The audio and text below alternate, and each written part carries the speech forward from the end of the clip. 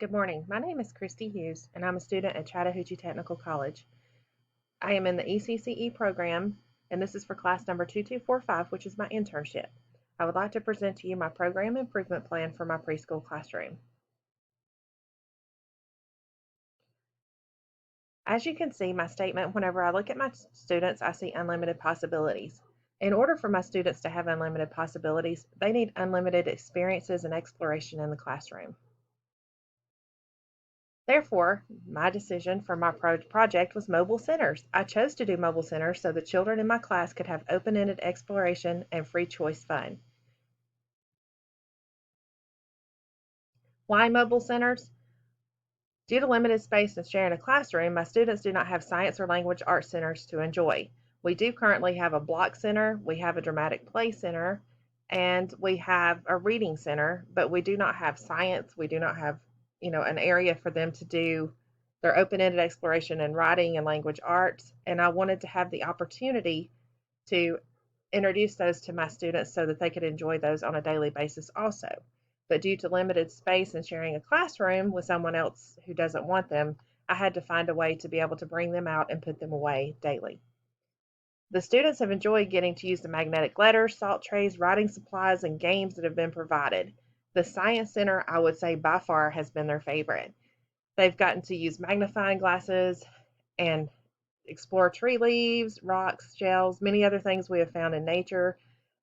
We had a worm wash up that they got to look at. We have used bugs, little bug containers. They've gotten to, look through those. And we actually did owl pellet dissections, which was really fun. And currently we're working on space. We're building constellations with toothpicks and marshmallows that are provided in our center. We have golf balls and things of that nature that are being used for moons and planets, and it's just been real fun. And I look forward to adding more and more to the centers as the year goes on. My project steps were to purchase containers to store the mobile centers. I had to find containers that were small enough to be able to fit on my shelves. Um, that was kind of a challenge, but I did find those. And the research units of study to find fun materials based on the studies to place in the Science Center. As we do different objectives and themes in our science units and overall our program, I'm adding new things to the center. Some things stay, such as the tweezers and magnifying glasses and things of that nature. However, they are not stored in the actual center box because I have to clean those after use each time. In the Language Arts Center, we have several writing utensils, art supplies, trays, flashcards to further language exploration. Again, I have the coronavirus, as all schools do, limitations to where I cannot provide books openly or writing utensils. They have their own individual ones. So those also are not included in my box. It's just materials that they can use in a center rotation, and then I have to take them in and clean them.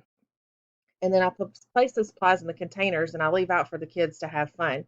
Whenever I take them out of a morning, I actually remove everything out of the container onto we have several reading tables, and I just spread it across the reading tables, and they just get to stand around them and pick an activity and do what they choose to do. Again, this is just a note. Due to COVID policies at our facility, I do not allow the students to mix classroom supplies. Each child has an individual box of pencils, crayons, markers, paints, Play-Doh, etc. Also, due to COVID, I supply students with individual book selection time based on our current study.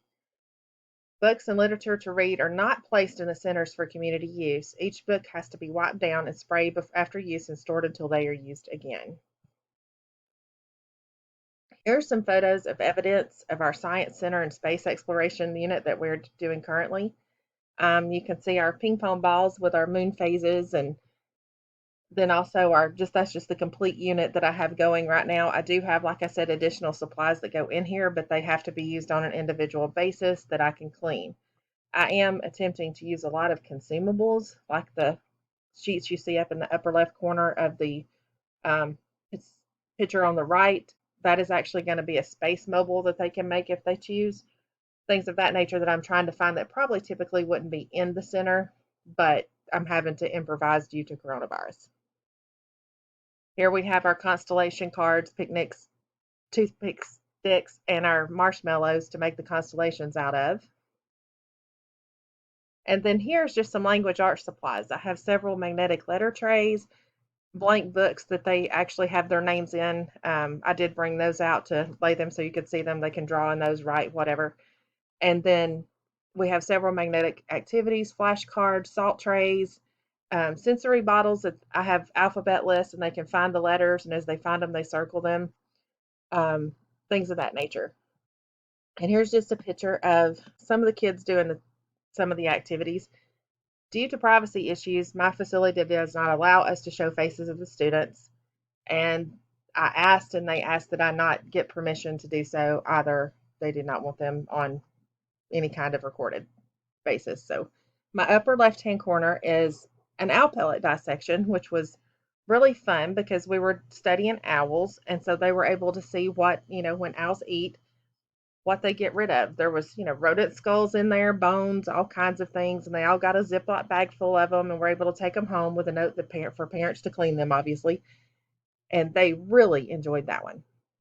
The next one down is one of our alphabet trays where I just photocopy each day the alphabet. This is for my younger ones, the 3-year-olds.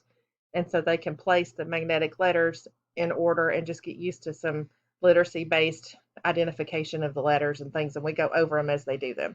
And I play a game to where I say in center time, if I see them actively participating in those, I'll say, find me the letter S and put it at the bottom of the tray. And they just laugh and have the best time. The bottom left is where one of my boys was exploring leaves we found on the ground.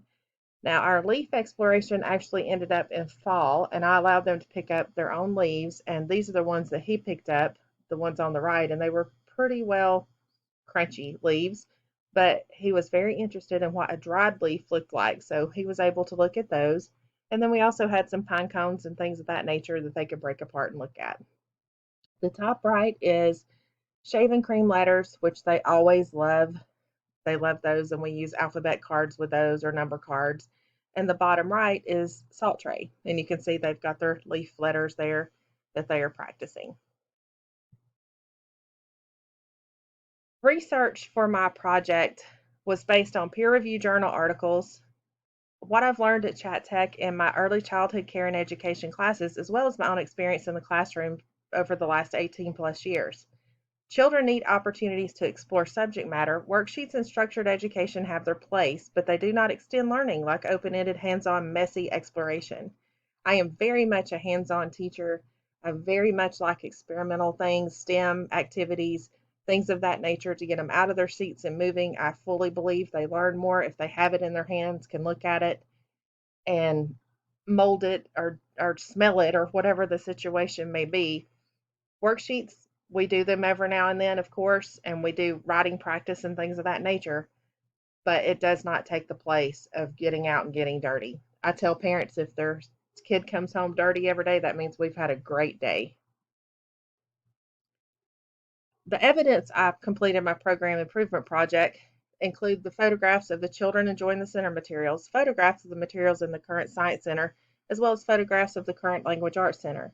Considering my project provided hands-on exploration, there is no really written samples of the project implementation. We have just started space, so they have not gotten their mobiles together yet for me to take a picture of those. But we do a lot of hands-on activities, and so the pictures kind of suffice for what the evidence is. And then I also took the pictures, obviously, of them playing with their different centers. The centers have been a tremendous success, even more than I thought they would be. I use them daily. I've seen a tremendous amount of growth in science. They consider themselves scientists now. It's really kind of cute and funny. The interest among the students in the subject matter has increased exponentially, and I see it across the board, even in the dramatic play area, which is very sparsely supplied this year due to coronavirus. They act out things that we're learning. Like right now, even though there's no astronaut outfits or anything in there, they still pretend like they're astronauts going to space. It has opened a whole new door to where everything kind of revolves around what's in that science center.